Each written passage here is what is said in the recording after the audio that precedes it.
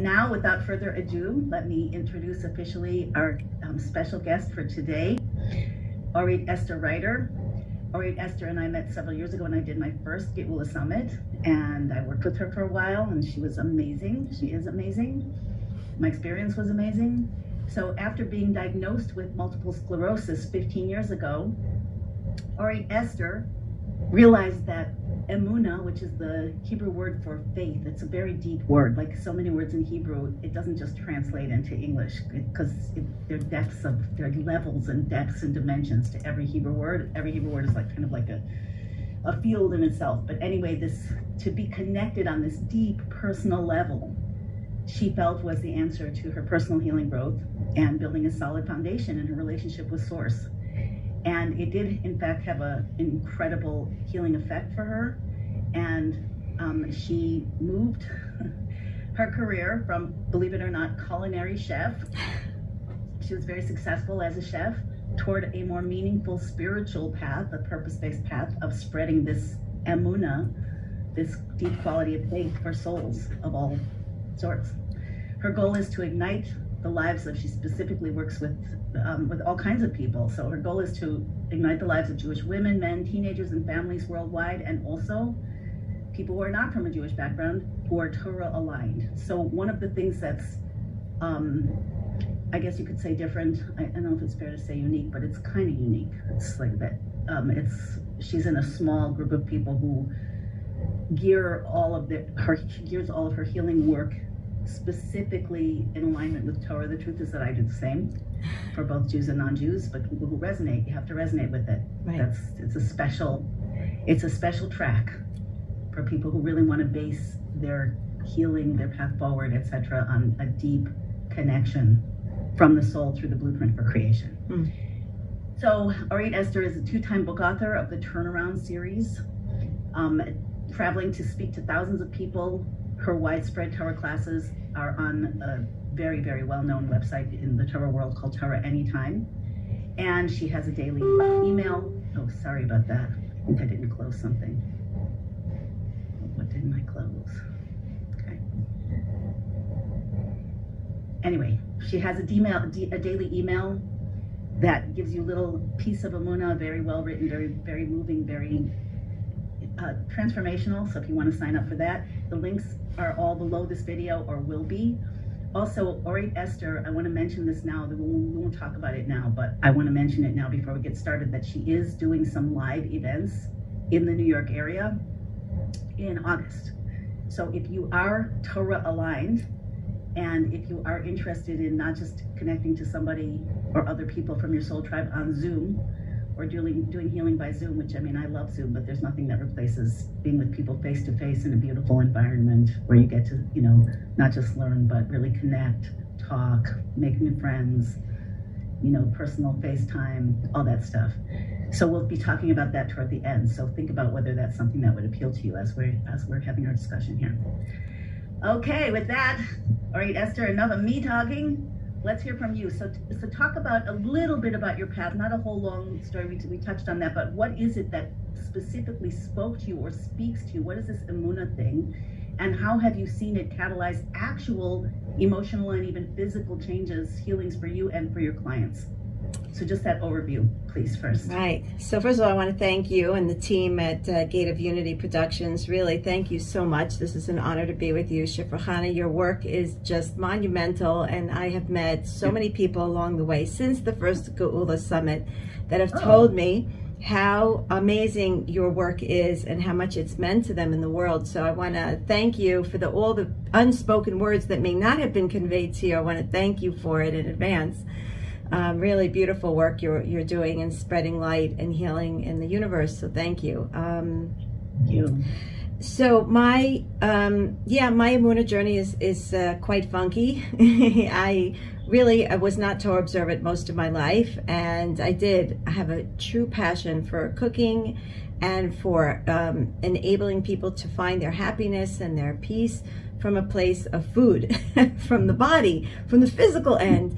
And, you know, after quite some time having interactions with various rabbis who were the kosher supervisors at my kitchen, because all the cooking that I did and my catering that I did was all done, you know, in the highest standard of kosher. And at the time, you know, I wasn't observant. I began to really, you know, find it very interesting, the whole Torah way of living. And it really put me on a very different path in my life, because my husband and I and our children were not in the least bit. Oh, wait. I didn't realize you were doing kosher catering when you weren't observant and keeping kosher. Why was that?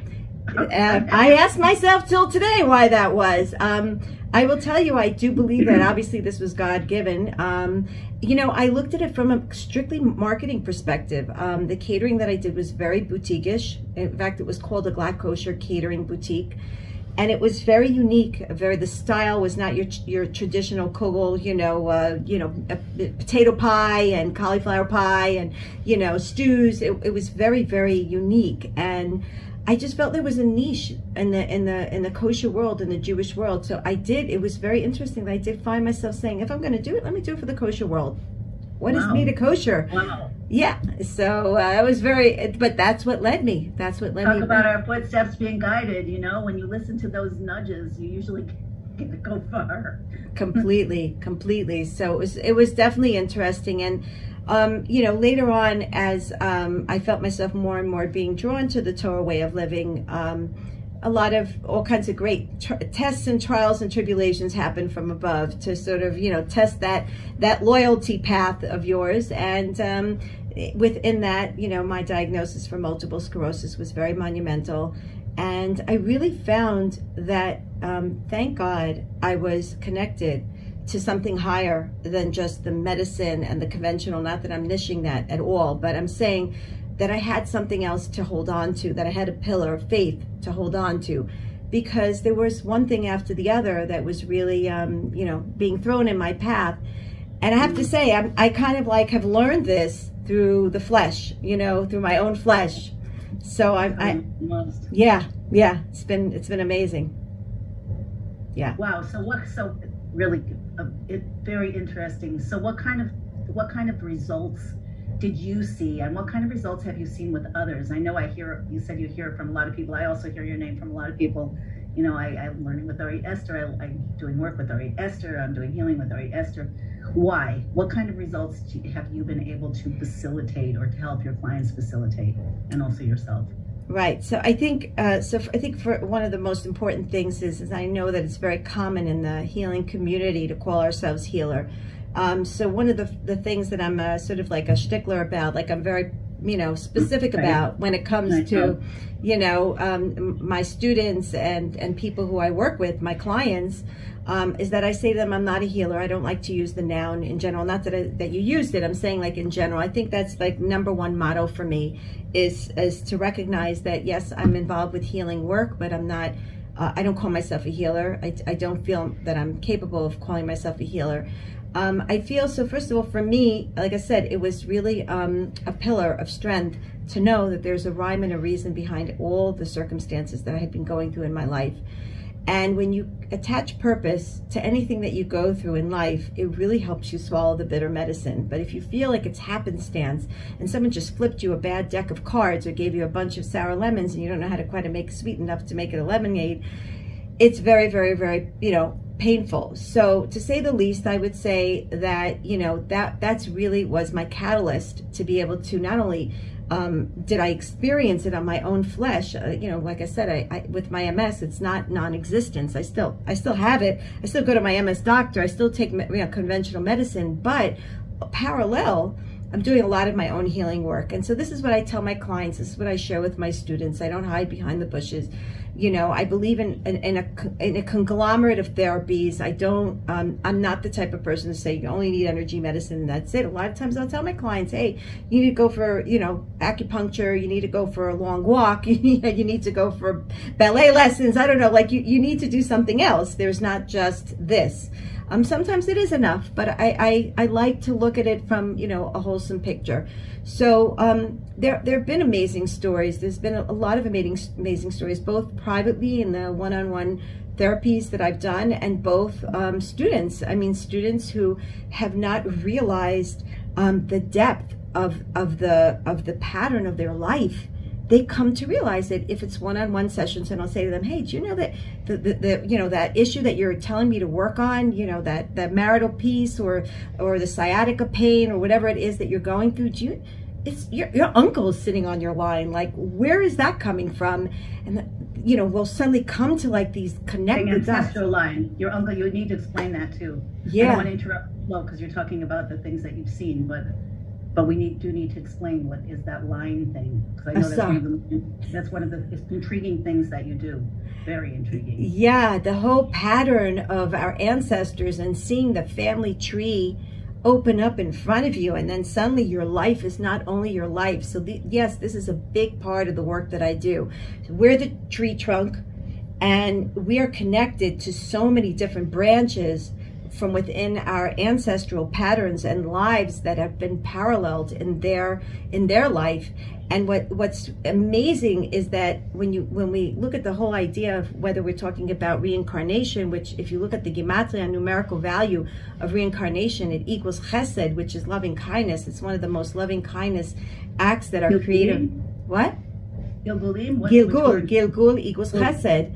Yeah, the same numerical value. So the whole idea of reincarnation is a benevolent act of kindness from our Creator, who's really enabled us to have a second chance, third chance, sometimes a gazillion, you know, like a thousandth chance, you know, to come back and correct a pattern through a tailor-made, you know, pattern of circumstances.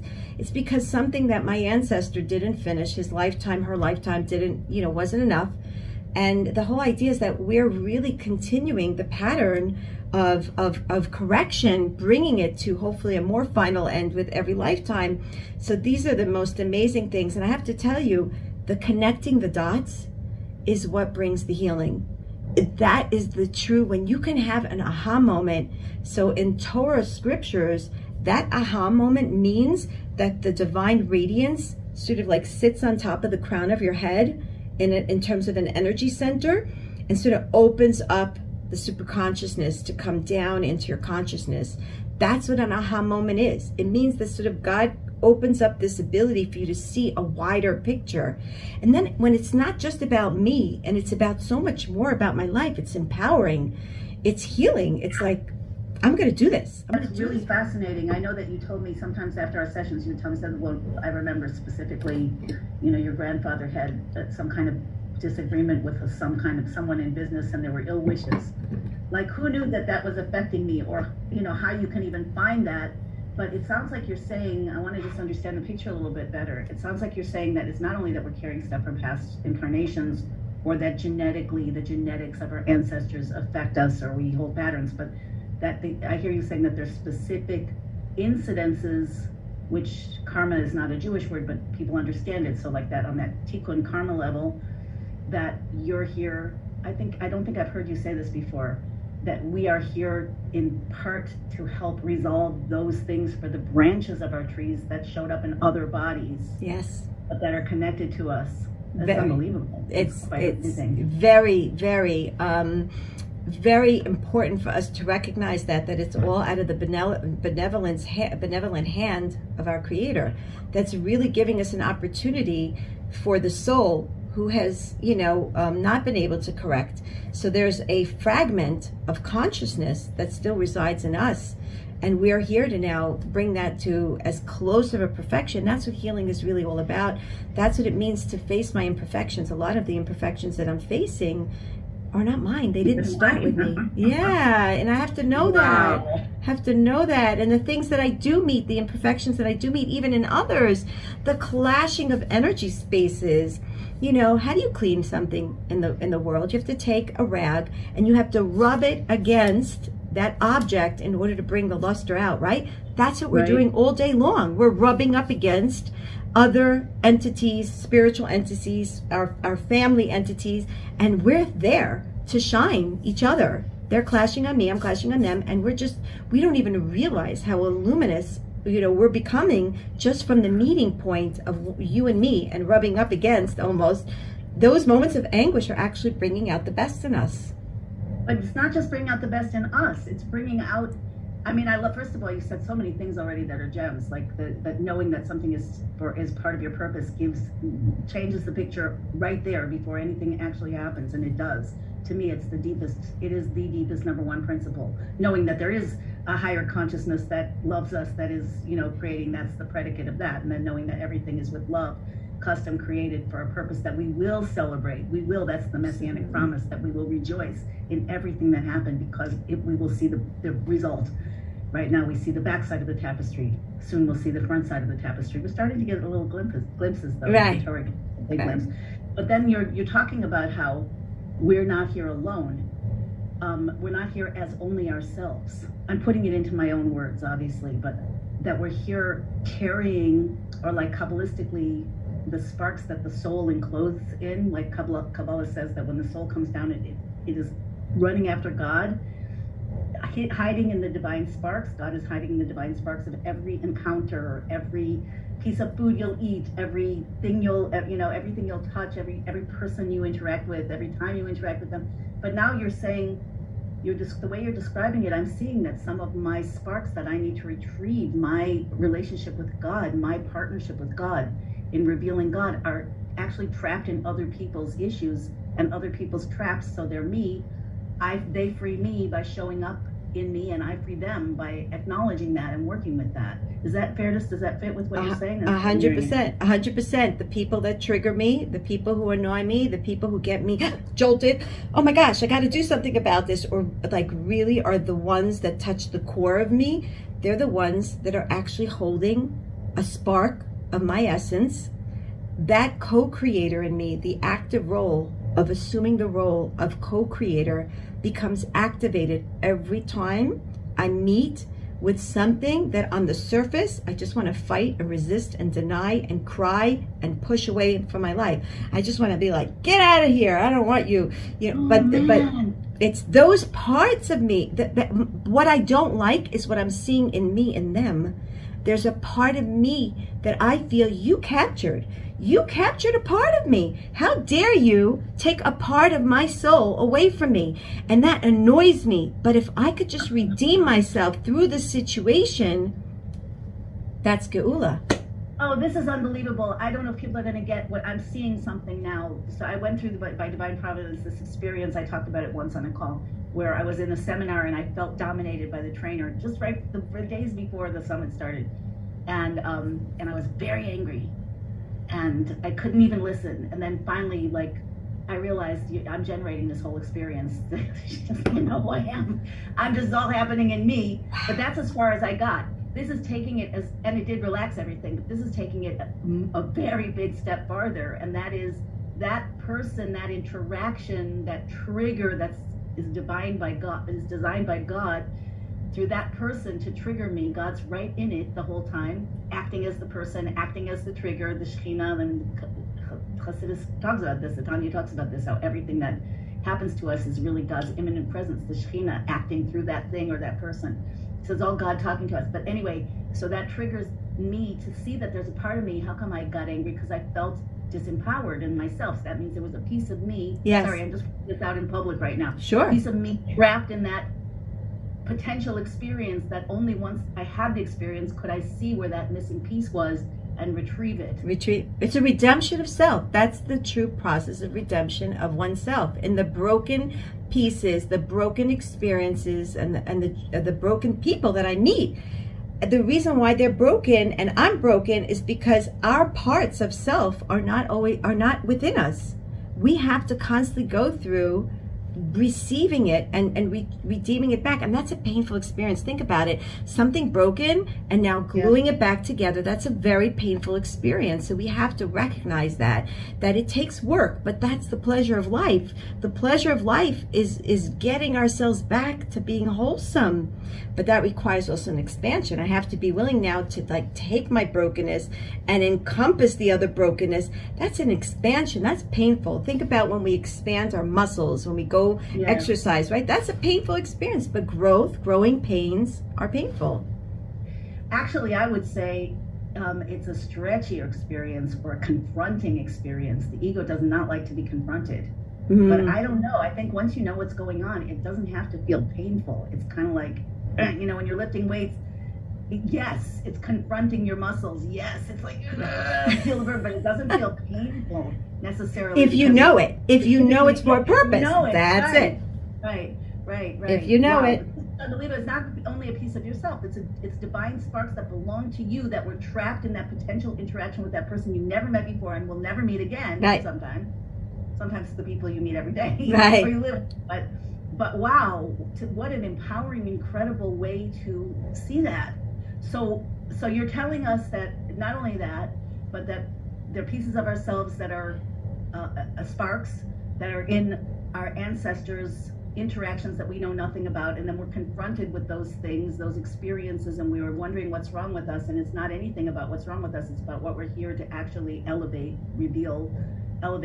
and then from there talk more about the work. What back to the original question, what kind of things have you seen happen when people do that? And it's obviously not just that it's happening to you, it's releasing stuff, you know, from what happens to the ancestors, what happens to the children, the grandchildren when people make these shifts also. That's a very important thing.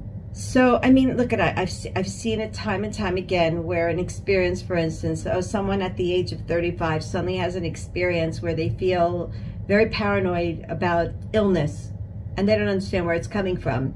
And then when you go and you research back, this happened to me not too long ago. I was actually dealing with a rabbi, and I was doing some energy work on him. And within 2 sessions, I connected it came to me intuitively. And again, these are methodologies that I teach. Also, you know, men and women had to go through the program and actually learn this for themselves. But what we came to was that his grandfather, father, at that age, went through some sort of a situation. Oh, I think it was a fire. I have to recall it. Went through, I think, a fire, and he had to actually pull all his family out of the house, him and all his children out. And in the meantime, this rabbi at the age of 35 didn't realize, well, it's like a sudden download of like, where's this paranoia coming from? It's because, now why does God do this, so to speak? Listen, I don't understand exactly why he does it, but we get a glimpse of it. Because this grandfather wasn't able to bring godly Mashiach, Messiah consciousness into the event, probably to its fullest extent. In other words, maybe this grandfather walked around resenting or, you know, being angry over the situation, as opposed to feeling grateful and realizing the miracle that he was, you know, he had been given in his life, the opportunity. And so what happens is, there comes along the grandchild who has to now come in and infuse a godly consciousness to redeem that event, that memory that was stuck in the pipeline of the family tree, right? The ancestral pipeline. He has to come along and now almost relive it to some degree or another, and parallel the path of the grandfather in a different way. And it gives him an opportunity to now take that experience and lift it up and thereby redeem it and create wholesomeness in it. So these are all benevolent acts. And I had someone else who I was doing work on, and you know, she can't understand why every time she's trying to move forward, she feels like she just can't bring it to its fruition. Like, you know, it's like I'm taking it there and then it's being taken away from me. And we realized that the person she's named after is somebody in her family tree. Forgive me, I don't remember the exact details. And this woman had her legs amputated. So she couldn't really literally move forward. And so now it's this, you know, ancestors, this, you know, her in her lifetime to like now elevate it up and say, you know what, you're going to bring it to the end, God. Like, you know, to really elevate it and recognize that also that was a stuck pattern. The key here is you have to be able to see God in everything, and not only see God, but God equals good. So when you find God, you find good, you find purpose. And again, that's the whole, like in a nutshell, that's all of existence. That's all the exile is about, is to find God in as many situations that you face, that you can, and then thereby revealing its ultimate purpose and the benevolence and love of God that he has for us. So would you agree with the statement, every acute or lingering dis-ease, whether physical illness, emotional illness, relationship illness, out of alignment situation is something that is persisting, so that because there's some piece that still needs to be clarified, like I like that cloth image. So the higher consciousness sees everything clearly, and there's a direct flow when it's not stopped. It's to return everything back to source, like you said. It's to return everything back to source. You know, there's a part of our davening, of our prayer, that we say, that we ask God to bring us back to Yerushalayim and Sion, to Jerusalem and to Zion, right? So what is Sion? Zion really means Bet David, the house of David, the house of the kings, right? But it also means the word Sion, lineage, right? The David. Well, they're different meanings, Right, right. There are different meanings. But if you take the word, like simplistic translation of what Sion means, Sion means a mark. Right, a point. So what this really means, right? Like a mark, right? When you want to, like, you grade a paper, right? So that's like a mark. That's it also means a landmark, like a mark. A landmark, right, exactly. It also means, by the way, how do we call the prayer? You know, the places of burial of the righteous sages, Zionim, right? We also call it, right? So this is all that has to do with Zion. Has to do with the idea. I told you guys, Emuna, no Hebrew word means one thing. Oh, I know, right? And you gotta retrieve all of those meanings to kind of get the idea, the gist of what God kind of meant when He put the language right in. But here I want to relate to the idea that what God means, that the ultimate idea of Geulah and redemption means to come back to Jerusalem. Yerushalayim means a place of shlemut, a place of wholesomeness and peace. But how do you get there? Is when you can find that siyun, when you can find that inner point of godliness, that you recognize that you're co-creator. You have to go back to that inner point of holiness where you recognize, what does it mean to be a co-creator? It means I go back to something that was fragmented off of my consciousness. I go back and I bring my inner point back into consciousness to that event and recognize God's love for me in there. And that's how I become co-creator. I have redefined, I have, so to speak, created a new definition of that event in my mind. My mind is the closest to the super consciousness. When I can change it here, that's where the opening happens. That's where super consciousness comes in, and that's redemption. That's what God has been doing for 5,782 years. And that's healing, because when the flow is not blocked, according to the Tanya and other sources, when the flow is going without blockage, there cannot be any illness in the body or any other part of us. That's why we were healed when we received Torah, right, at Mount Sinai. What does it mean? It means you have to be in a place of wholesomeness. You have to be a vessel that could receive all of God's light. You see, God never stops giving. We stop taking, right?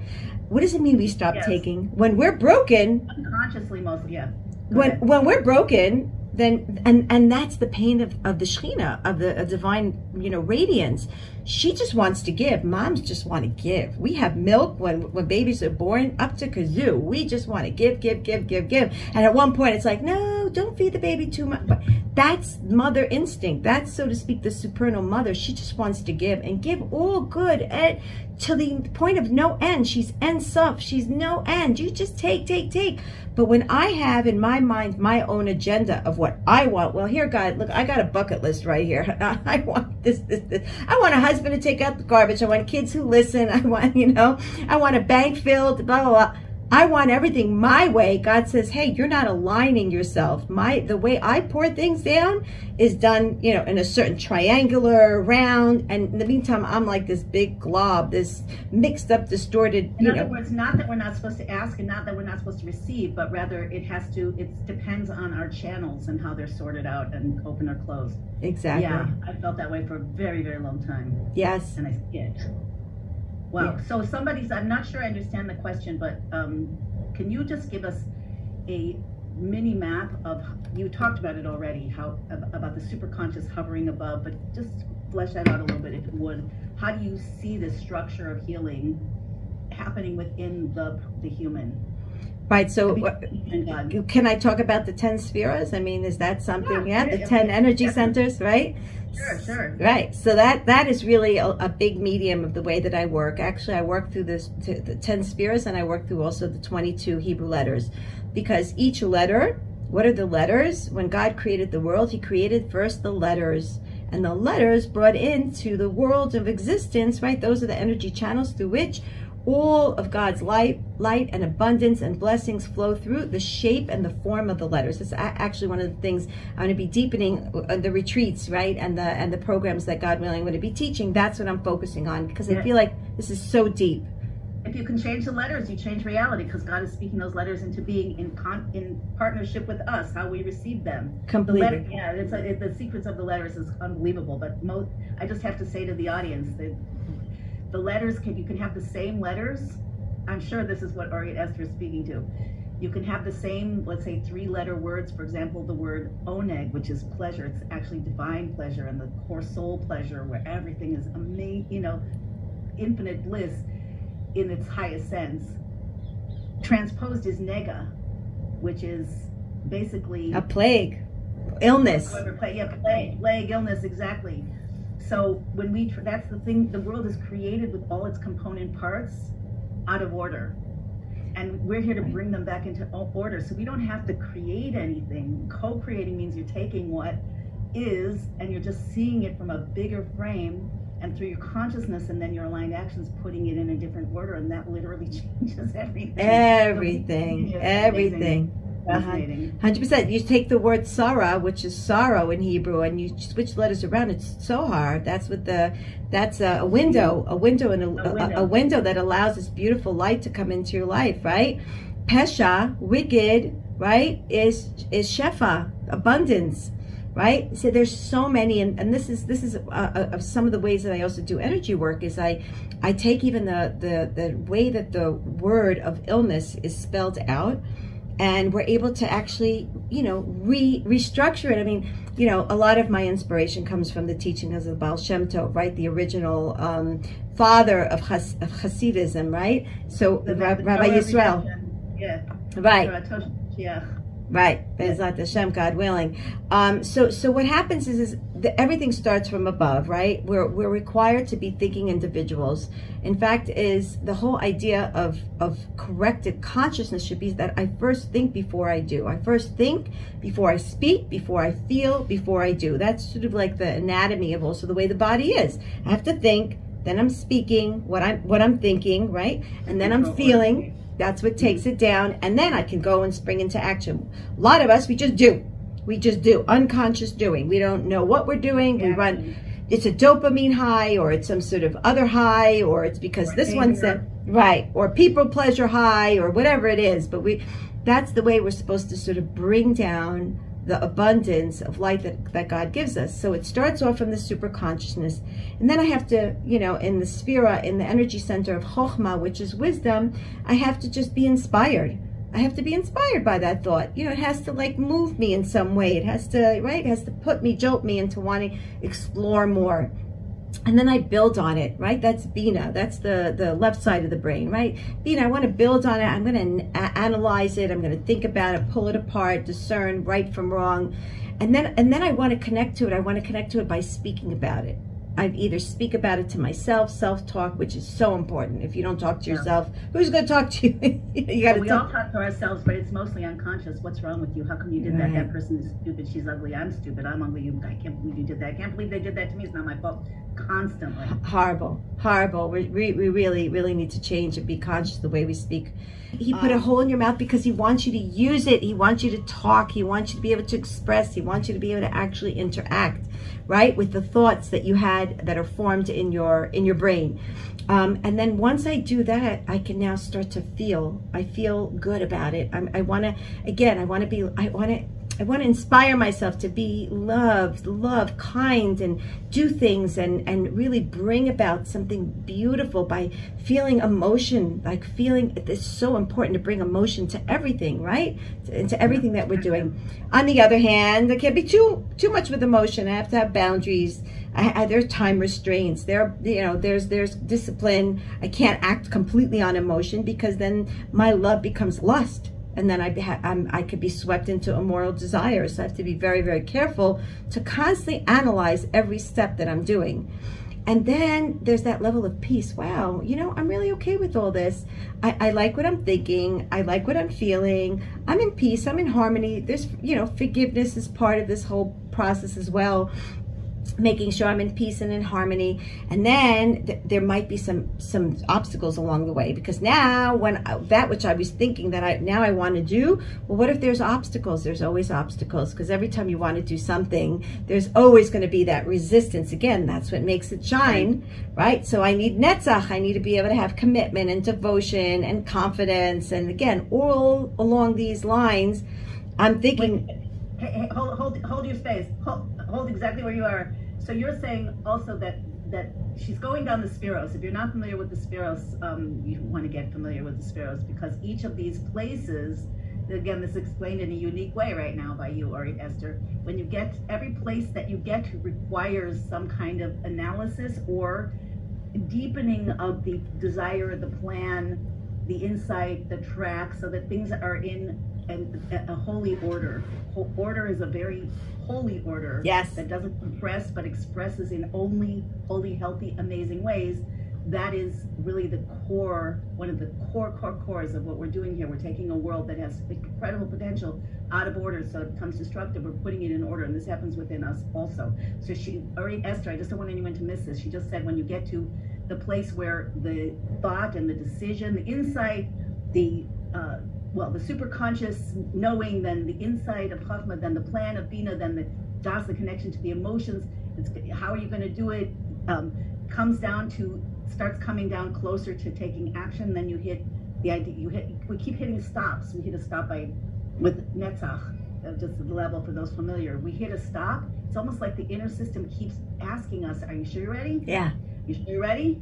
Have you got it right? Hang on." You know, and are you being motivated through the right channels? Because that's the thing. That's what it means to be aligned with what God wants to give. He's giving it. If you're not opening up those channels of consciousness, and notice, I'm going like this. It's like coming down, down, down, right? Yeah. Yeah. Then that's going to be frustrated. I'm sorry. Go ahead. No, I'm saying that's when it's going to be misconstrued, and it's not going to be received as something good. Even by us. Yes. We have to see these obstacles. This is not just one core general thing. There's a very big difference between thinking of something in a general sense, everything is meant to be, and really being able to bring it down into the specifics and the details. Like the Torah is all over the inner Torah, that when we want to know God, it has to be in the details of the details of the details of the details, because that's where we live, and that's when God is in ourselves and in every aspect of our lives, and we start to become truly miraculous. So it seems like all of this is constantly requiring us to ask ourselves, what is it that I truly want? Why? Is that something that is connected to my purpose? Is it good? Is it a win-win? I have rules about this in my courses, like how we can tell if it's a true redemption, Geulah vision or not. Okay. And then to bring it down, to keep refining, because I've heard many times, and it's so true. It's so true that we cannot succeed beyond our level of personal development. So when we get stopped somewhere, if we would see, wait, what's missing in me? What I still have to develop? What am I unconscious of? Do I need help? Do I need prayer? Do I need to sit? Do I need, deeper delving? If we would see it that way, we would see that I'm sorry, I'm talking so much. No, it's beautiful. No, you're really activating my brain. It's so important. What you're saying is so crucial, because you're laying out the construction in a different way of the human being and our purpose. So to see every single thing through the lens of, how am I showing up? Am I showing up deeper? What is this attempting to call out from me? With your passion, with your purpose, with what you desire. Okay, please continue. You stopped at Netzach. Yeah. No, but this is, I'm really glad, because I think that there are points that I'm rushing through it, and you're really like expanding the idea of what it means to us, and exactly that's what it is. That's the road to Passover. When we celebrate Passover, we call it a Seder. Why? Because everything is chaotic. Everything is everything is chaotic. Order. Order, right. Order, like divine, it means order in general, but we're talking about divine order. Right, and that's what the road to the road to redemption, our exodus, is all about seeing things in its proper pipelines, in its proper boxes, and not getting it misconstrued with something else. And that's, Right. you know, that's why the whole idea of redemption is clarity. Like I said, having that idea of ancestral patterns and recognizing why, somewhat of more of the why things are happening, really helps us. So Netzach is about the commitment. You know, now if I meet an obstacle and I say, well, I don't know if I have the strength to be able to move forward with this and so on. No, you got to have fortitude. You got to have commitment. You've got to be able to lenatzech, to be victorious and say, no, I'm moving forward. I have confidence. Right? Yeah. Yep. Go ahead. And the little voice is constant. That's the voice. I call that the voice of the snake. It is directly a download, a personal download of the snake energy from the Garden of Eden. It's constantly telling you why you shouldn't, why you can't, why it's too late, why you're too old, why you're too young, why you're too stupid, why other people won't let you, why other people who succeed are different from you and you never can. And that's where Netzach specifically, we stopped here for a reason, because that is the quality of the soul to break through all of that garbage and prove that it's all a flow. Open the channels of flow. That's where miracles really start. Absolutely. In fact, this Netzach, from Netzach, you need to go straight back to Emuna. And you have to realize that even your confidence, the only reason why you have confidence is because you know you've got the backup of God. Yeah. He's pushing you. Right. He wants you to do this. And if he wants you to do this, that's what self-confidence is about, is God-conscious confidence. Yes. When you have God Yes, confidence, you have self-confidence. Which really requires changing for so many of us our relationship with God. There's so many parallels here between what I teach and work with every day, but I don't do it so much from a healing context, but it all is healing, but it's all healing. Teaching and healing is very overlapped. Yeah, it's unbelievable. People have to understand this. We have to understand this. We're literally processing units. We're channels between heaven and earth. Right. Everything that we carry now, Orit Esther is bringing out that it's not just our stuff, our life. You know, it's everybody's stuff in our life.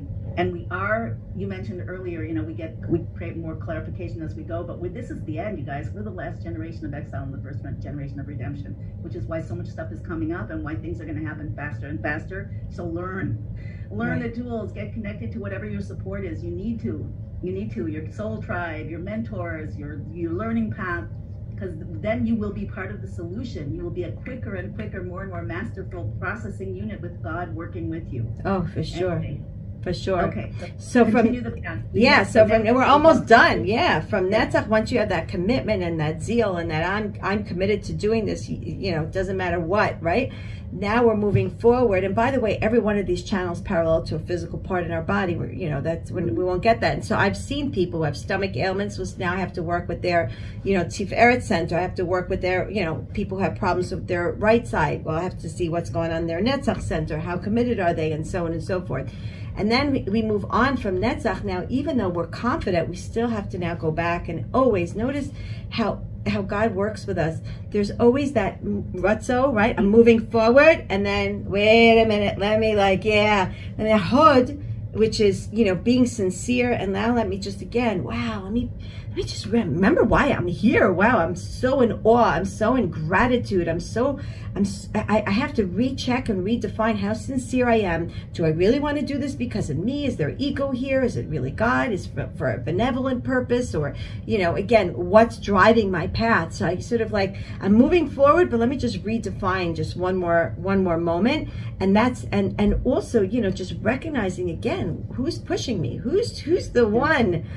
And then that finally drops into the baseline, what we call yesod, right? The foundation. And here, I want to have a bonding experience. I really want to feel that there's an exchange between me and God, me and the person, that which I was already going into movement with. There has to be a bond. There has to be some sort of connection going on here. That's the foundation. I can't create the foundation by myself. There has to be someone else along the line that I'm able to do it with, because everything in life is all enjoining. It's all enjoining, right? It's not, I don't live in a world just by myself. I have to recognize that everything that I do, in fact, is one of the things I teach people very, very often. What does it mean to share? Sharing is caring. What does that mean? It means that every time I share and I bond with someone else, do you know what I'm really doing? This is going back to what we were saying before with the redeeming. Creating when I meet, Yeah, but even think about what I'm also doing is I'm actually implanting a part of me in them. Every time I meet someone and I bond with them and I share something with them, you know what happens? There's more of me in the world. Now I exist in that person, in the FedEx guy, in the ShopRite clerk, in the person I meet at the bank, in the taxi driver I just had a conversation with. There's parts of me that I'm actually spreading, which that's another way of my expression of co-creation, because the creator is no end. Every time I have an interaction and I bond with someone through all experiences, I'm becoming bigger and bigger and bigger, and I'm expanding my presence in the world, which is what God wants also, because he has no end, right? So the sharing is a very big part, and that's the foundation. That really is the foundation of life. So every time I bond with my husband, my children, you know, I meet a lot of people, and a lot of women, you know, have a sense of almost resentment of, I'm always doing for my husband, for my children, for my boss, for my mother-in-law, right? I'm always doing something for my, and I say to them, wait a minute, did you hear what you just said? My. It's my husband. That means you reside in the husband. My children, you reside in your children. You reside with your boss. It's like, stop thinking you're not doing anything for yourself. You're just putting yourself in another container, but you're still alive. You're still there. You're still investing in yourself. You're not giving yourself away. You're just becoming more of you in different containers and different people and different experiences, right? And that essentially leads us to the last stop, and that's Malchut, and that's kingship. All this process enables us to become king over our lives. To some degree, or not just anoint God as to be king over us, but that we feel a sense of, I matter. I did something.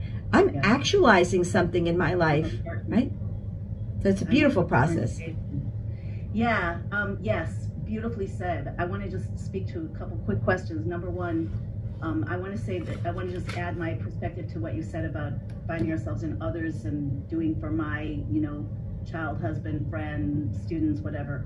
So you guys, in case you're wondering about that, it's, Orit Esther mentioned Malchus. We always want to, everything needs, and Seder, order. We need to know that things are in the right order. So sometimes we blur, sometimes we seek to find our identity in someone else, or we feel that we have no identity because of someone else. So we always need to be rooted in all of these things. We need to be rooted in our own selves, our own connection to God, our own Malchus, and straighten out our own inner order so that the giving is also coming from that flow. Right. So that's, you know, that's part of it.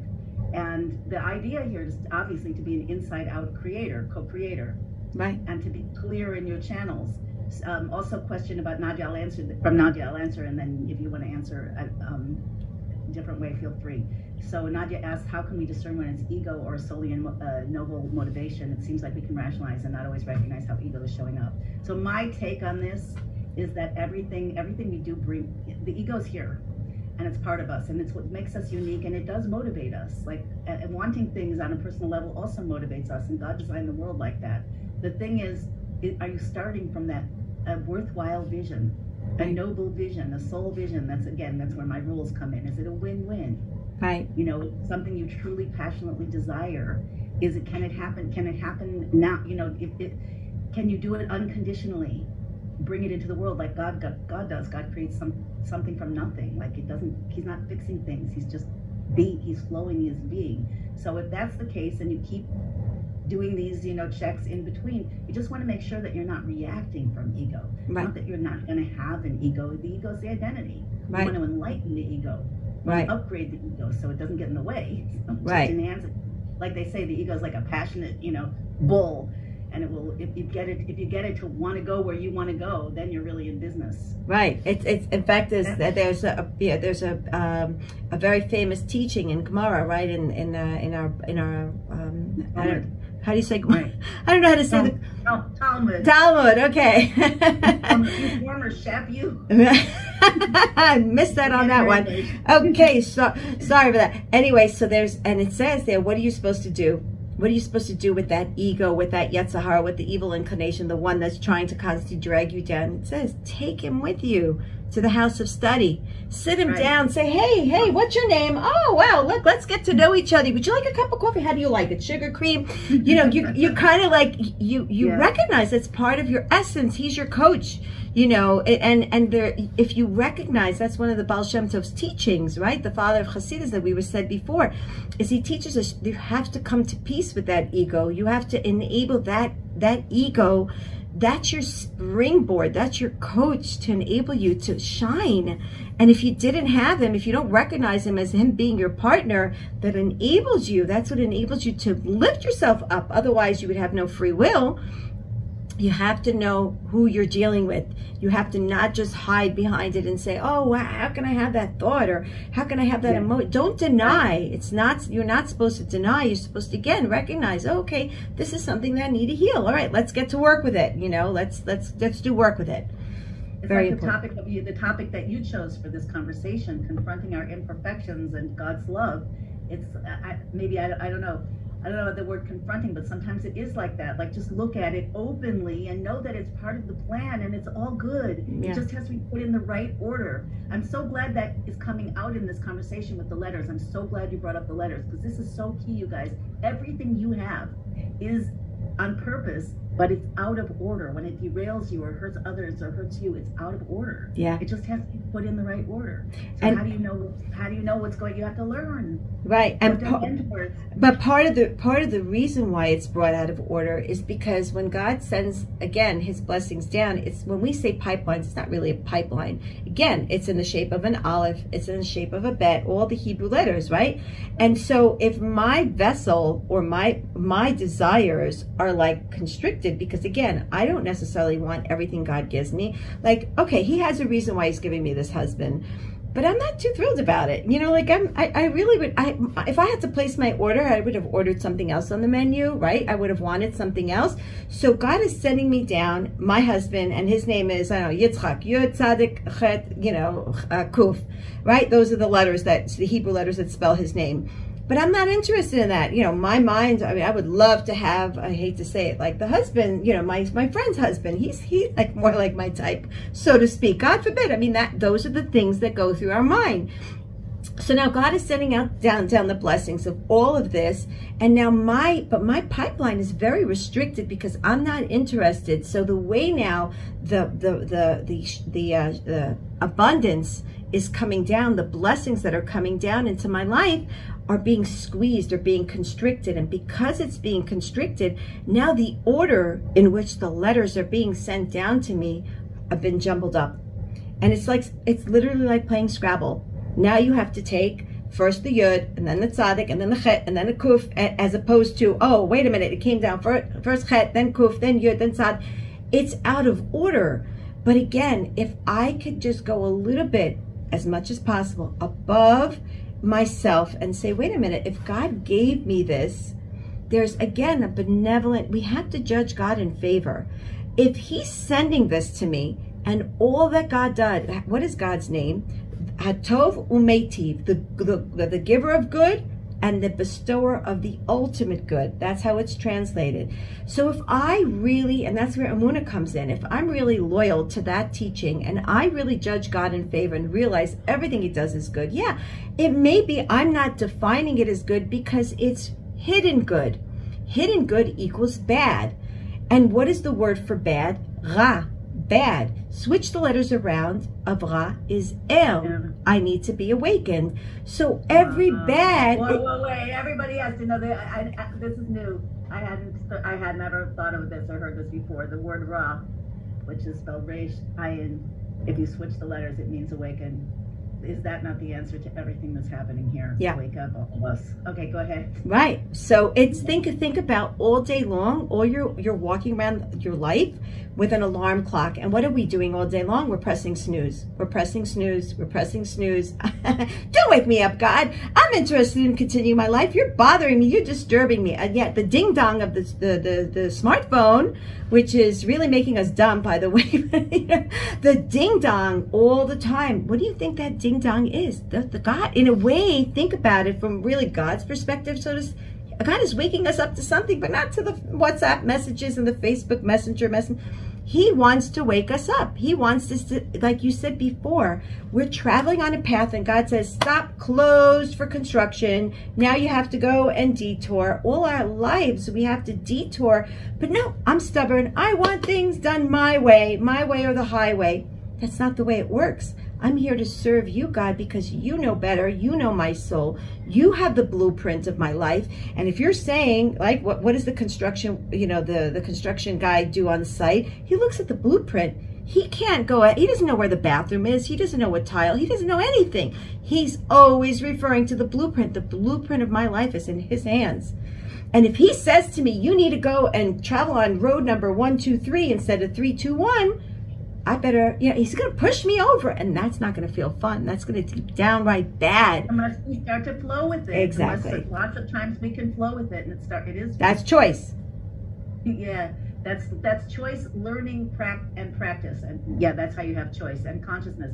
Which one I want to say, you're probably not following all the chat, but somebody asked if we are if we're putting ourselves in other people, aren't they also putting themselves in us? And I would say, and I want to hear from you after, I would say 100%, but is it happening consciously or unconsciously? Like we're here to train ourselves to open to the idea that everything is God and we are the big players in this whole unfolding. And so we have to be conscious, and we have to choose what we want from that super conscious inside, that desire that is part of God's plan. When we do that, we are putting out so much more than we're taking in. When we don't do that, we could be anxious, we could be afraid, we could be sleeping, we could be self-repressed, we could be angry because of all the things that are happening in the world as well as in our lives. And then we are allowing all of that to take over our own system.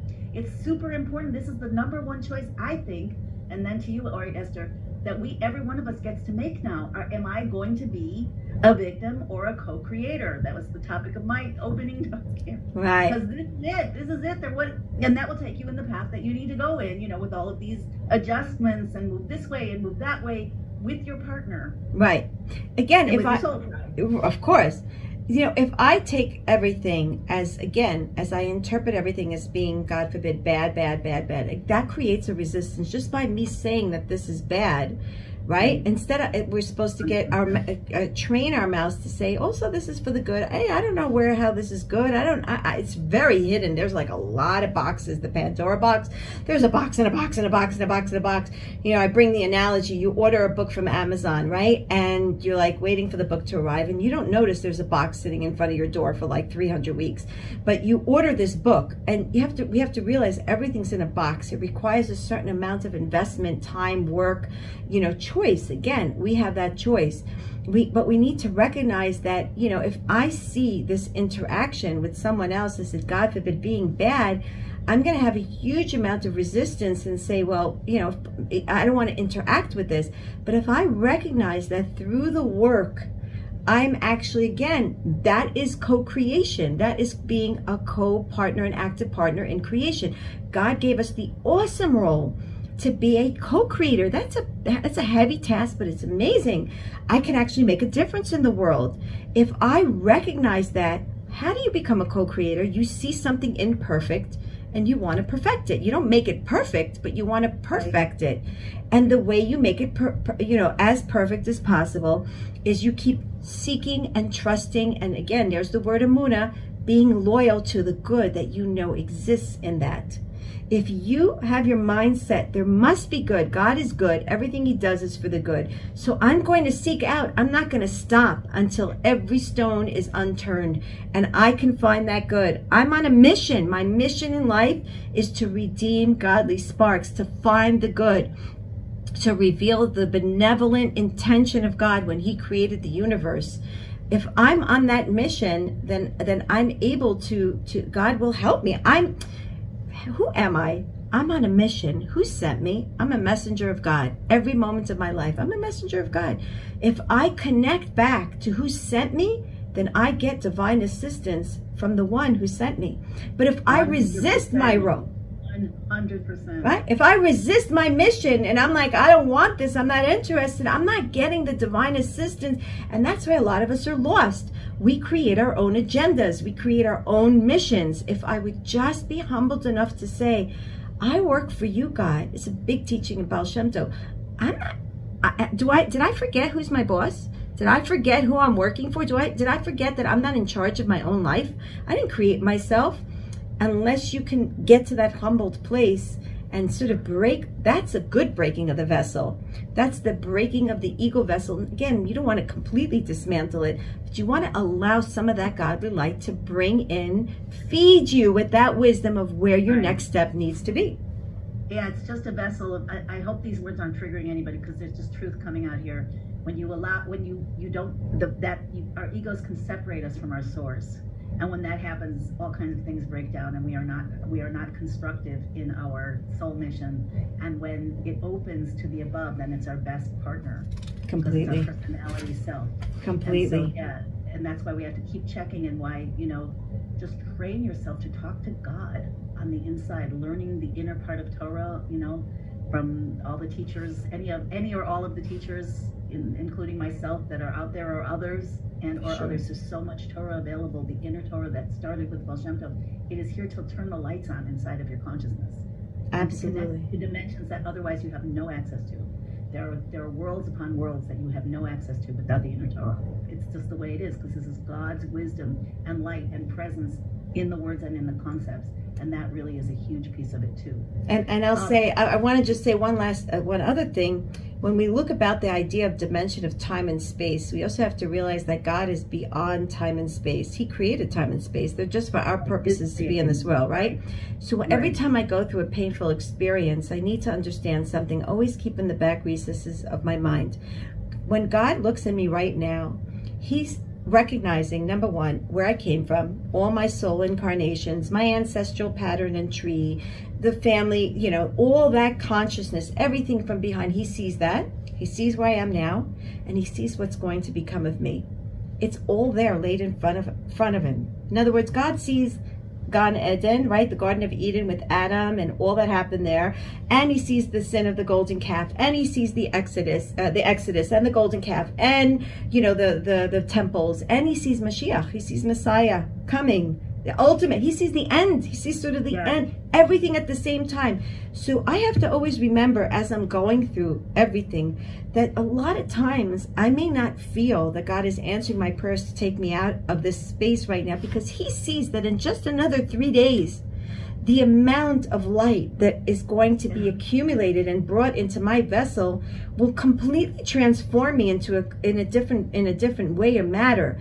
So what I might define right now as Him ignoring me, and I feel abandoned and rejected, which is by the way the most common reason why we reject and don't want to have a relationship with God, because we think like, oh, He didn't listen to me. I've been praying Him for all along and He hasn't been listening to me. But if we don't understand that, again, He's looking at what I will become, because there is no time in His, so to speak, the consciousness. There is no death.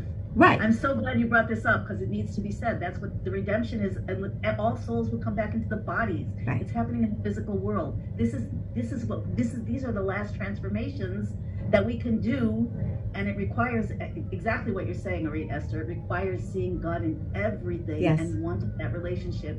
And God wants, just like you said, He wants to give, He wants to bestow. He wants to bestow a world with no pain.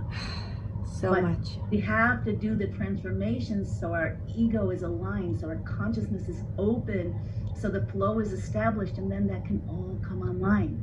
This is temporary, like a birth. A birth gets more painful or more pressureful as it goes along, and then all of a sudden it's over. And all that just fades away, and there's a new life, and that's what we're going for now. And it feels so good. The transition, who you get to be in the transition. It's like, I before my days of becoming Torah observant, today I don't watch any TV, but, before my days, as I was a youngster, Price is Right was one of my favorite shows. And I never understood why God wanted me to like Price is Right, but today I use the analogy so much. When Bob Barker, right, used to go and say, what's behind curtain number 1? What's behind curtain number 2? I love that. Today I use that, and it's so visual for me. It's like I exist behind curtain number 1, 2, and 3.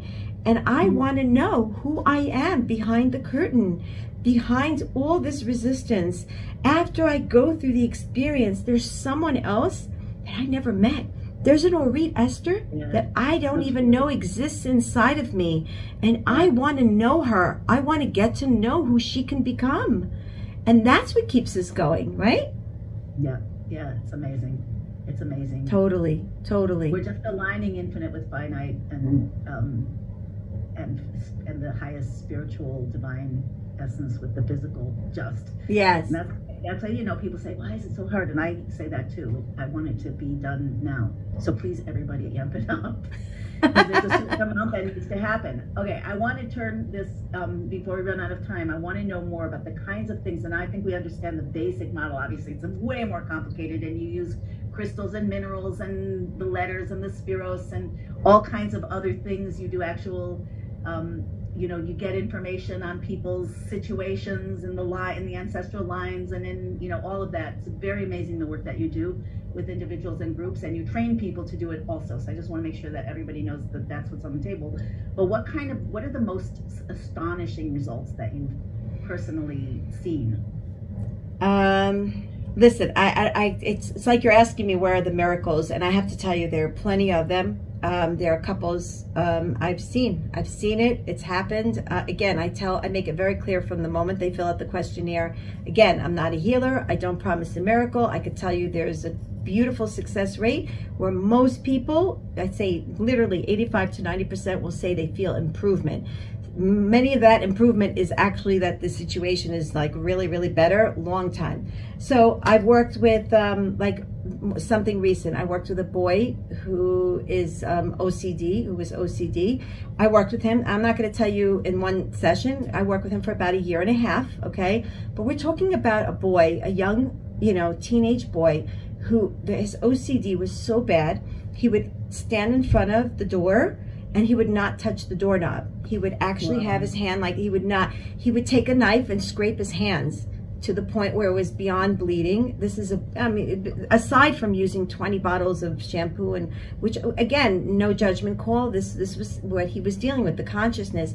Today, the boy sleeps in, if anybody knows dorms of yeshivas, they're not really sometimes always the most like 5-star Waldorf Astoria accommodations. Of a religious seminary, yeshiva, yeah. Yeah, and he's now in learning and sleeping with other boys who don't always shower every day, and, you know, sharing a bathroom with them. And, you know, so this is incredible. These are, I'm talking about, you know, people who have addictions.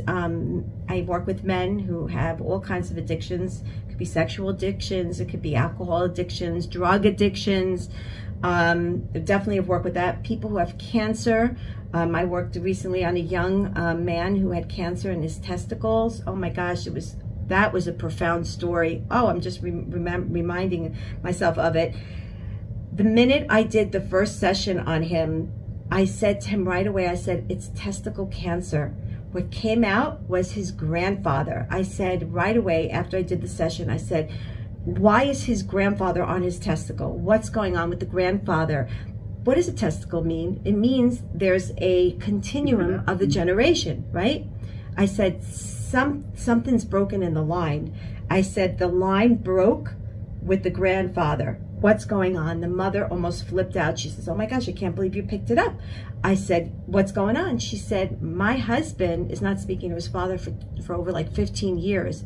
I said, well, you know what? If you want your son to heal from this testicle cancer, because they were not giving a good prognosis of this, I said, if you want him to heal, you make sure that your husband finds his father and makes peace with his father. Not 1 week passed, and he made peace with the father. It was this unbelievable, incredible story.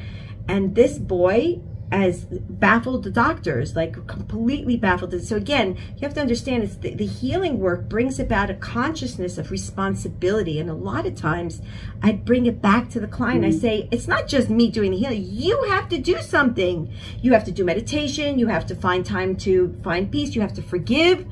You have to elevate, you have to transform. I can only help you along the way. I can open up the willingness, not the willingness, but I can open up the idea so that you're more willing to do it. But ultimately, it's always back in your hands. You have to be willing to step into it, right? So this is, this is a lot of the work.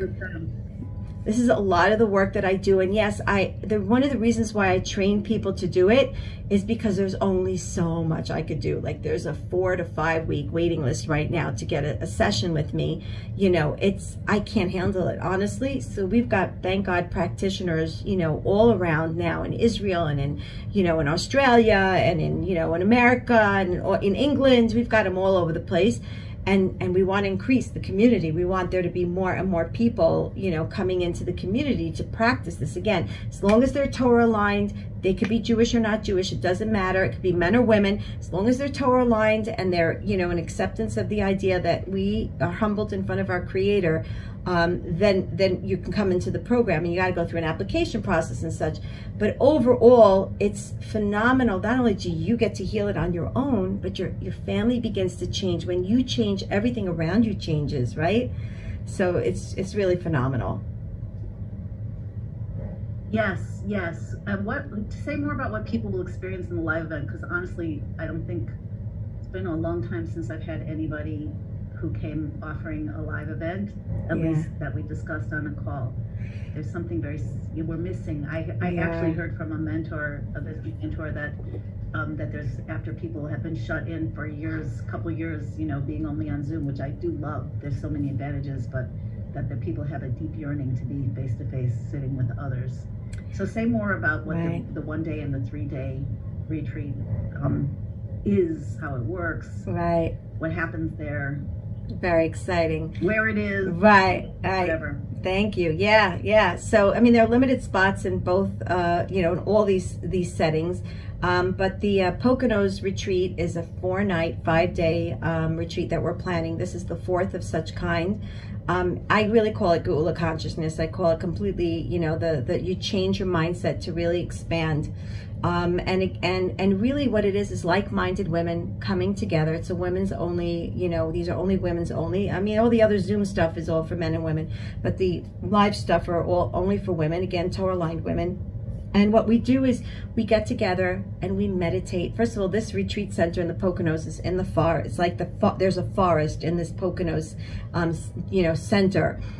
And we're just planning this amazing curriculum where we're going to be going out into the forest. We're going to be searching out our Hebrew letters. We're going to be working with the Hebrew letters to really allow that consciousness to come through. And again, a lot of meditation. There's pool time. There's massage time. There's eating great food. You know, it's all of that, but it's really, you know, in the beautiful, majestic setting of the Poconos Retreat Center. So that's Wednesday. We're spending Shabbos together, you know, the Sabbath together, and singing and learning. And I can't even breathe when I think about it. It's so exciting. So that's the August 17th to the 21st. And again, we plan this every couple of months. We plan these beautiful retreats. The truth is this retreat will probably be the last that I'm going to be planning for a long time, because I'm starting to try to slow down just a little bit. My touring has really gotten me. It's been a little bit hard with the, you know, like you said, we came out of hiatus, our little cocoon here after Corona, but I think I've been traveling a little bit too much. So I'm probably going to slow down the pace. So that's why I'm urging people to come and sign up for particularly this one, because it really might be the last one for a while. And then for those, of course, who can't also, leave. By the way, may I say there might be more chaos happening in the world temporarily, so this might be a good idea to redefine and collect our energies. Absolutely. There's a lot of transformations. I mean, in one of the last retreats, we had a woman come, and she said she was literally suicidal before she came. She was literally ready to just let it go. And we have her testimonial up. I mean, she was really, and thank God. I mean, you think of it like, what can already happen in 5 days? Lots happen, and we become a community. We just love one another so much. Women you never met before, you don't realize that because you have something so deep in common, you connect in ways. We have these, these open class workshops that we just connect to one another. We really do. We hug each other from like 3 hours. We're just like friends forever. So beautiful. So then you have the 1 day workshops, which are right now in Lawrence, New York. One is in Lawrence, one's in Muncie, one is in Brooklyn, 10 to 4. We're going to do like a synopsis of some of this work that I've been describing, and it's really, really very, very beautiful. Again, coming to very deep healing through the power of our imagination. That is the highest soul power that God has given us. Be able to close our eyes and really deeply connect and bring down the light from a very high place. So yeah, and that fits into a lot of the other Zoom things that I'm also teaching online. So, but like you said, there's nothing like the one-on-one experience. Yeah. So somebody's asking, what do you have in Israel? Okay, so this one-on-one is right. No, it's coming through, God willing, after the holidays, after the high holidays in October, November. We're planning to do. We already did one in Kidron up north in Israel. We did that in May, right after Passover, and now, God willing, we're going to plan the one in Israel. So if you want to join the the waiting list or the potential list, then just write to us. Yeah, definitely, we'll keep you posted, God willing.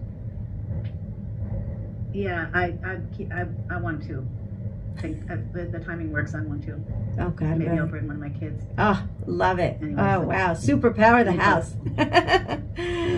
God willing, God willing. So yeah, this is the work. I mean, this is the whole idea of taking our experiences and really elevating. At the end of the day, science and epigenetics, that's all this is all about, right? It's taking the cell that holds the memory of what it is that we went through and then putting it, in fact, as I put people through a beautiful meditation where we take the memory and we actually, again, using the power of imagination, we take that cell's memory, all through meditation, we put it into a different environment using the science of epigenetics, and we create a completely different surrounding of that memory. And by doing so, as we know, one of the things of the quantum mind and the quantum field is now that cell that's in a different place through the power of imagination, right? We know intention is everything. Baal Shem Tov says you are where your thoughts are. So through that process, you can actually isolate the cell, and then that cell communicates differently to the cell that holds the memory in your mind, right? You duplicate it, and then you actually emerge with like a completely different perception and mindset of the experience that's been stuck in your memory. No, thinking it's bad, I'm a victim, blaming, not forgiving, all that begins to change. It begins to unravel in your own mind. So, this is the beautiful work, and I do believe this is a Messiah, conscious work. Can you explain that again about the cell? I don't think I quite caught everything. Oh, it's a very deep concept. So this is something I'm teaching actually in the Healing Hearts program that I'm teaching now. We're almost close to the end. But what you do is, through the power of imagination, we sort of take a memory that we have, right? We recognize, where is that cell? We think that our cells and our memories are only in our mind. One of the things we learned through epigenetics is that we have these cells travel all around the body, right? That's why does a person have a broken knee or a sprained ankle or pain in their shoulder or slip disc? It's because there's a memory of a trauma, a fear, a trapped emotion that's in that cell that got lodged into that part of the body. So once we recall, you said one cell. It's one cell. It's a plexus of cells. It's a plexus of cells. Once a cell sticks, then it sort of draws to it other cells. So you've got this nexus of cells that are stuck in different areas of the body. But it started with one cell. Like trauma would turn into arthritis or MS or yes. stomach thing. Exactly. Wow. Exactly. So do you find it's always emotional trauma? Always. Always. It's consciousness. Whoa. We only live in, it's consciousness. There is nothing. Someone else's emotional trauma. Yes, that's what I'm saying. That's where your hip or your stomach or your brain. That's why I'm always looking for who is that, what we call end person. Who is that person who's on that line? And sometimes there are multiple. There's from the father's side, family tree. There's from the mother's side, family tree. There's past lifetime. Right? And sometimes you find like an enormous amount of people sort of sitting on that cell plexus, right? And probably a lot of them experience similar symptoms. Yeah. Parallel symptoms in their, wow. Yeah. We are complex human beings. Yes, somebody's asking about step parents. Absolutely. Ex-husbands. Absolutely. Because at one point or another, the fact that we had an energy exchange with them, That just because I'm physically, remember, everything is energy. There is energy. Life is condensed energy. All matter is condensed energy. There is no physicality. There's only energy. There's only consciousness. Energy is the power of light, of consciousness. So the minute I had an energy exchange with anybody, that gets somehow imprinted inside my body. Now, if it's something that I worked through, or I'm in my avoda, what we call, I'm in my process of processing, and I want to flow, so I'll let that flow, and then it won't get stuck. That's why you have to be very flexible in life. You have to go with the flow. Okay, I wanted to go to ShopRite, but I ended up in you know, Target. Okay, go to Target. That's where God wanted you. You have to be very flexible with life. It's not my way or the highway. It's God's way. It's all, where are you taking me? Where do you want me to go today? Who do you want me? Maybe there's somebody I need to meet in Target that my idea, I want to go to ShopRite, but no, God says, no, don't you understand? You have to meet someone. You have to redeem yourself. They have to be redeemed through you. You have to be redeemed through them. You have to go to Target. What are you talking about? I have to not get caught up in my own agenda, right? Step out of the way, as they say, step out of the way, let God come in. Yeah. Yes, like so you're really showing the tapestry aspect from multiple dimensions of how really the whole thing isn't just a linear on my path, but it's more like a sphere, like everything's moving around directed by God to, you know, everything's a meeting of destiny at every moment, and we don't know what's happening. Sometimes we do see what's happening. Sometimes we see a shift, and then we know that we did something right.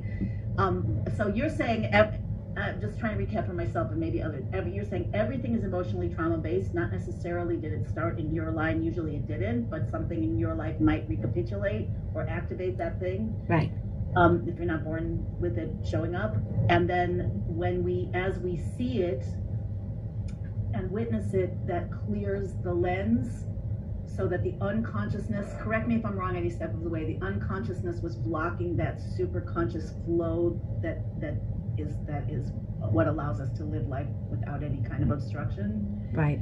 And so seeing it automatically, seeing it with consciousness and an intention, I'm assuming, in prayer, automatically clears that channel. And when something takes a long time, I'm assuming you've seen some things shift. I know, you know, I've been interviewing healers for many years. I know that sometimes things will shift like this, and even in front of the stage, you know, and sometimes things will take 20 years and they don't shift, and sometimes, like you described, it will take a year and a half. Right. Personal sessions. So what is it how could you define that? What do you think to yourself? I'm sure you asked this question. I'm sure you're like, Hashem, is there a way to make this faster and easier? Like you said, you still have MS symptoms. I still have arthritis symptoms. With everything I've done, yes. And I'm really wondering, like, through this summit, like, what, you know, what is that key? Where's the plunger? Where's the plunger? Yeah, I mean, I'm doing the work, morning, midnight, whatever, like learning the things, teaching the. And many, many, many, many things have shifted, even like life and death, don't get me wrong, you know, right.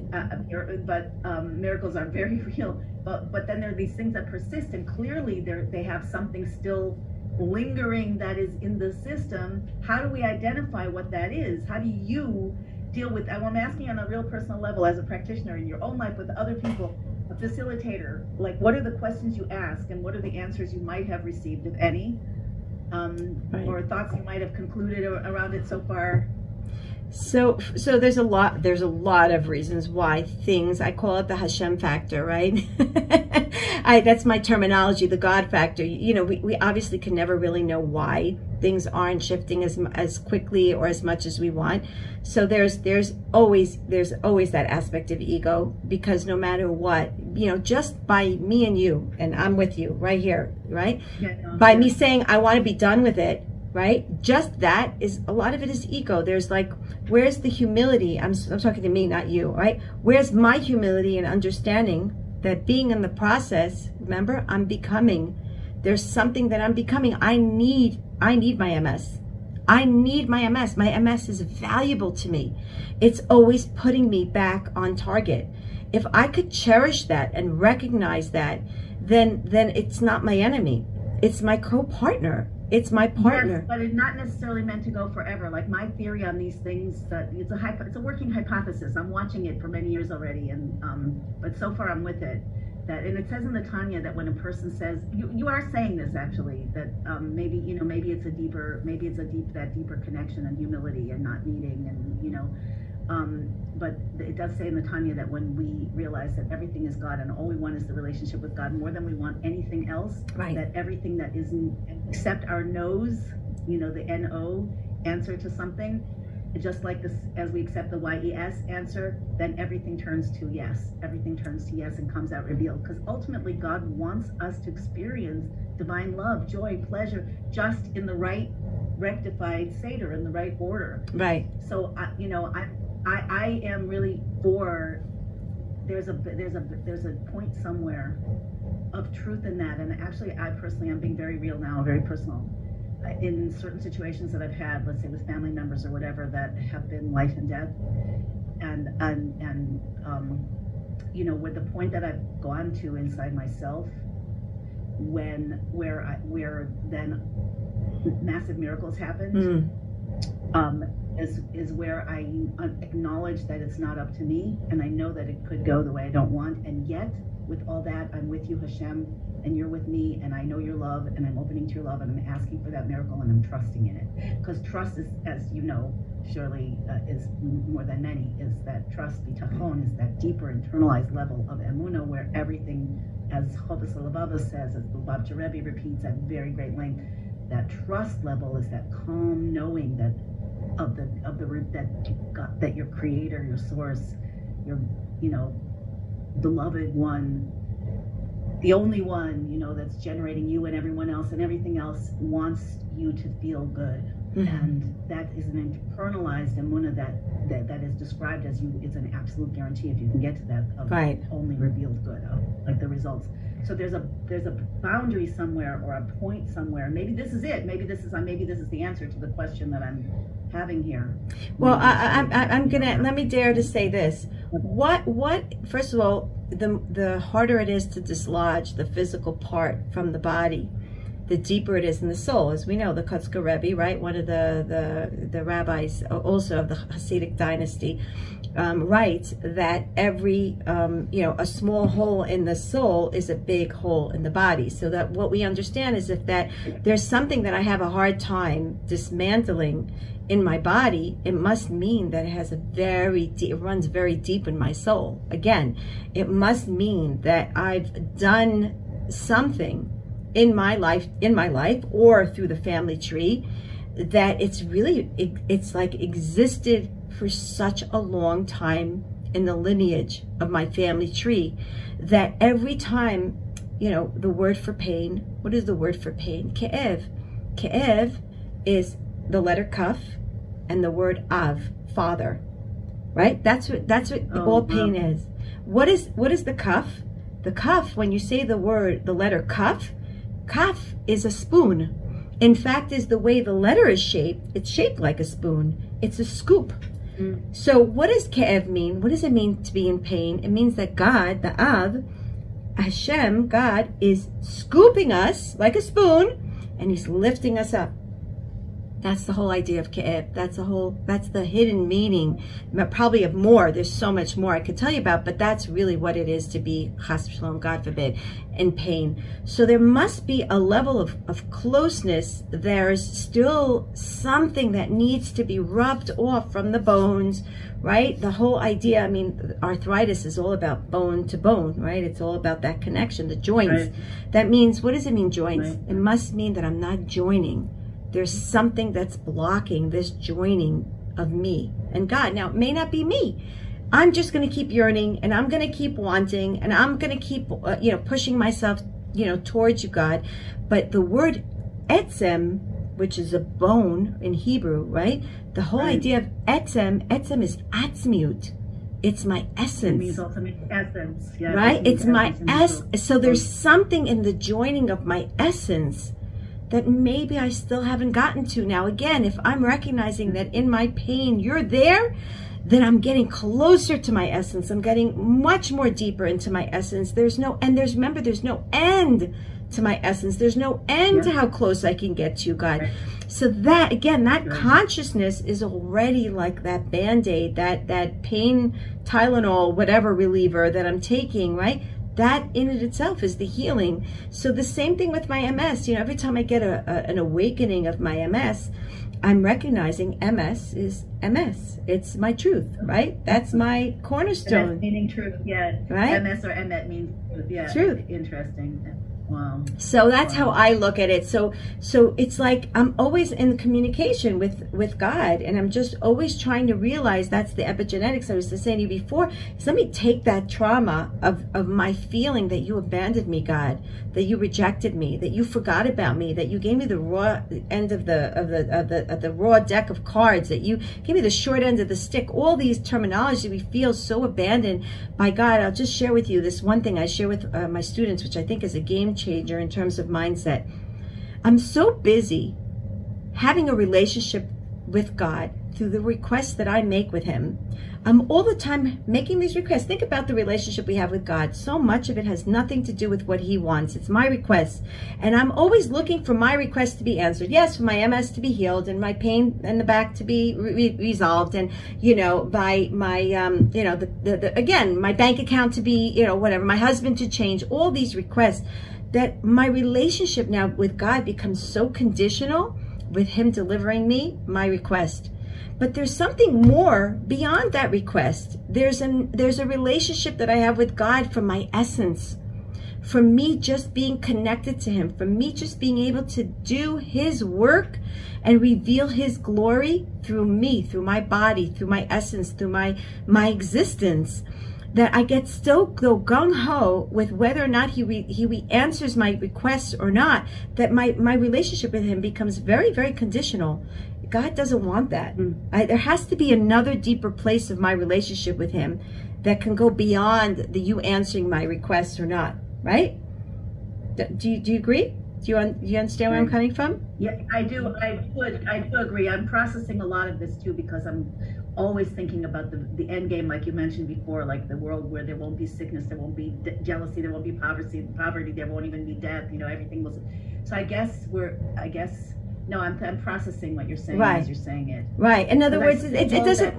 The quest that everything should heal in our lifetime. Death should heal in our lifetime. This is my core quest. So it's like there's I'm just being really personal here. My own belief system based on the Lubavitcher Rebbe mostly, but this is like we're in a break-off point from the past of how things worked in the past. Also accelerating the challenges of the past together with new challenges. Like we're definitely in the transition phase of the birth. So it's like I think that the ultimate paradox you're kind of speaking to, that how do we get totally connected beyond anything physical and just saying yes. I'm here. Yes, I'm here. Right. Yeah, and at the same time, trust that it's going to come out in the body. Like your MS should be fully healed. Amen. It should just be fully healed. Amen. And there's a point where also in the world, like this whole paradigm. I'm just being me. I'm just saying me. Again, there's this paradigm in our past, in our history. Now we're hovering between history and destiny, like this. There's in our past the predicate, the premise in real action, in real life, God looking at the blueprint, the premise of human co-creation has been, I give you resources, I give you pain, you overcome, you don't see the results now and then, maybe you do, but it's building something and you'll see it later. The premise of the future, of the time of redemption when it's complete, is there's none of that anymore. It's all gone. And now you are trusted, you are evolved, you are clear, and we build together out of desire, pleasure, joy, right, into infinity. Right. What that's going to look like, we don't know. Now we're in the middle where and even the Rebbe spoke to this very, very clearly, that there are two different fields of reality. The field of Mamali Kol Almin, the light of God that's within the laws of nature, fills all world, and Soviv Kol Almin, where you become so connected as a co-creator that your needs are taken care of. Beyond the laws of nature, doesn't matter. So that's the point of transformation that I'm particularly looking for, like how do we get from one to the other? And yes, I guess it's a deepening of acceptance has to be part of it. There's a lot of achna. I mean, I teach a lot about the 3-step process of the Baal Shem Tov, achna, Havdalah, Hamtacha, right? Surrendering, separating, and sweetening. And the key is talk about that just a bit. Talk about that just a bit, because many people haven't heard of it. Okay. So the Baal Shem Tov, the holy Baal Shem Tov, again, the father of Hasidut, brings down the real way of healing the soul. And he says you have to go through a 3-step process. Like, I have a couple of programs where I address this in a much more deeper way, right? So there's the first of all, the surrendering. The first step is to surrender. Surrender means silence. Just to be in silence, to say, I have no idea why I'm going through what I'm going through. I have no clue. I mean, you're God and I'm little old me. Like, you were here when, before I existed, way, way before you even thought of me in creation. And I have to be that humbled enough to say, can I really say this is bad? Do I really know what bad is? Do I really know what good is? There's a surrendering and a silence and acceptance of, let me be open to this. I don't know. Let's just one step back and just quiet. Mainly it's quieting down the animal, right? We all have the existence of these two pulls, these two forces, the animal soul that says, justice, where's and I want out of pain, and what do you mean, and pushing it away. And that's the animal that needs to be put in its cage and said, wait a minute, shut up, just be quiet for a minute, and just let God work through you, okay? He put you in this situation. All he wants is good. Shush, just be quiet. Stop defining good, bad, this is not fair, this is whatever. All that resistance, quiet. So you kind of like meditate there for just a moment when something happens that clashes your logical mind, and you just remain in humility. The next step is now that you're like willing to allow something new to arise within you, because you quieted down your definitions of good, bad, wrong or right. So now you're sort of like open, because you're connected on a deeper level also. Because you're not mishkabobbled with all your definitions. The minute you start defining of what, where, how, fair, not fair, there's no room for God's consciousness to come in. You're just so busy within yourself. But now that you've quieted it, the water is settled. Now, oh wow, look, there's room in that vessel of yours. Okay, let me step in, God says. And now I'm willing to say, wait a minute, let's just pull this apart, right? The separation process is very much parallel to the idea of the ceremony that we do after Shabbos. After the Sabbath, we light a candle. We do a ceremony called Havdalah, right? Separation, where we separate the Sabbath from the rest of the week, right? So that's what happens here. Mabdil ben Kodesh l'chol. I want to separate the mundane aspect of the way I defined this situation, and I want to elevate it to a place of holiness, right? I want to see something else here. Now I go into like this little sicha, this little, talk with God. And I'm like, look, you delivered this to me. Let's open this up here. I want to see the good. I know there's good. I believe in good. I'm loyal to the good. I'm your Eved. I'm your servant. I want to remain loyal to you. Can you open up open us up for me? And I have to do a lot of work here. Well, let me see. Well, maybe the reason why this happened is, and that's where the 3 dots start coming in. Okay, you're exploring, you're doing a lot of introspection within self. A lot of that secluded one-on-one prayer happens right here. And eventually, again, I'm saying this in a nutshell, eventually that leads into the third. The third step is sweetening. The idea of bittersweet, right? That's where it is, right? The bitter turns into sweetness. Now I can look back and say, wait a minute, I learned something new about myself through this process. I would have never known that I have this fragmented ego or anger or challenge within self if I didn't go through this whole process. If God didn't introduce this bitterness in my life, I would have never even realized there is such a thing, right? So the sweetening now, and that's what it means to have a full-blown process. I have to be able to get to a point in my life where there's a sense of sweetness, where I could say, wait, this is maybe all worth my while. This actually brought me to a different place. Promise. That's the messianic promise. Right. That's the ultimate sweetness. Exactly. Exactly. Lubavitcher Rebbe wrote a letter to, there's a famous story of the Rebbe with the first president of Israel, I think Ben-Zvi, who the Rebbe wrote a letter to him, and he did not use the term that is the Israeli Hebrew word for president, which is nasi, which means it's biblical. In biblical, it means like the princes of the tribe or the leader of the generation, and it's also the word that is used in the Lubavitch Chabad tradition for the head, for the one central soul, the Rebbe of that.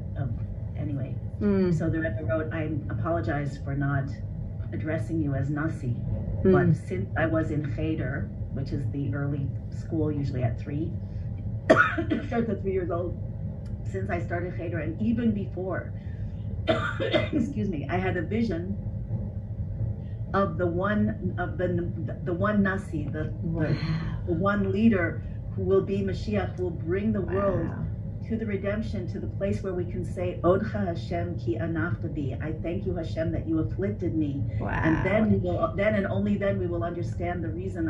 I'm sure I'm not saying word for word, but just the paraphrase is accurate. Then we will realize the word for the reason for the forced conversions and for the things that have happened. And until then, I cannot bring myself to call anyone Nasi. Wow. So yeah. So That's amazing. That's amazing. Yeah, it is. And so that's the ultimate. That's like the end twist, right, or flip in the process, when we can really be with that and simultaneously be with the complete acceptance of what's been and the complete anticipation and allowing for what is unfolding.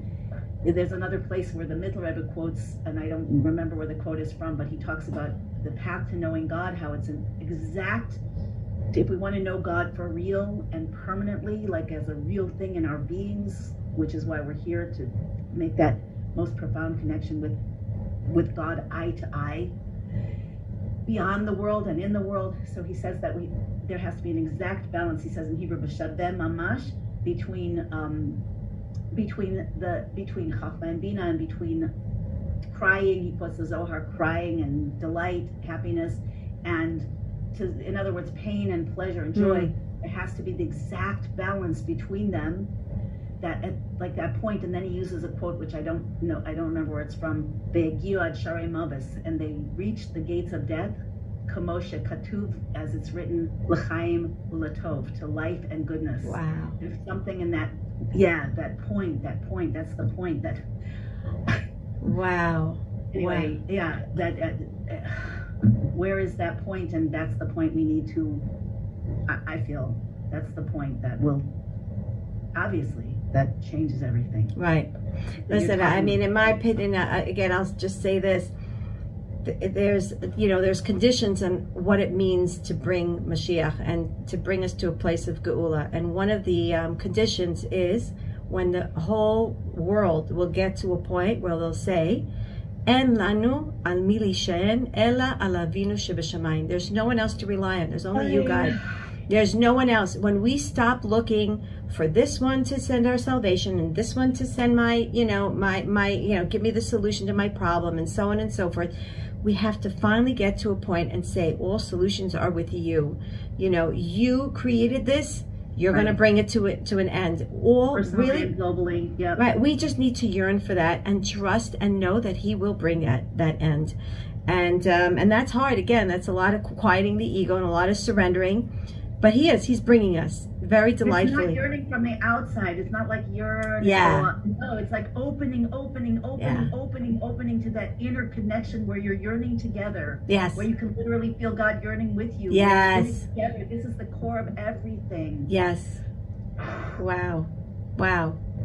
Powerful, huh? Yes. This has been an amazing conversation. Amazing. Wow. Okay, so we could go on for a long time, but I can't. And I'm sure you can't either. We've already gone on for a long time. But anyway, to know more about Orit Esther's work, first of all, sign up for her free gift. Tell us a little bit about your free gift, and then you'll be on her list. You'll have her. You'll be in connection with her. You'll know about all of her programs, everything that she does. You'll receive your daily dose of Emuna. Getting into that field. So the sign up is that. Talk a little bit more about what people will get, and the sign up is or will be in the very immediate future underneath this video.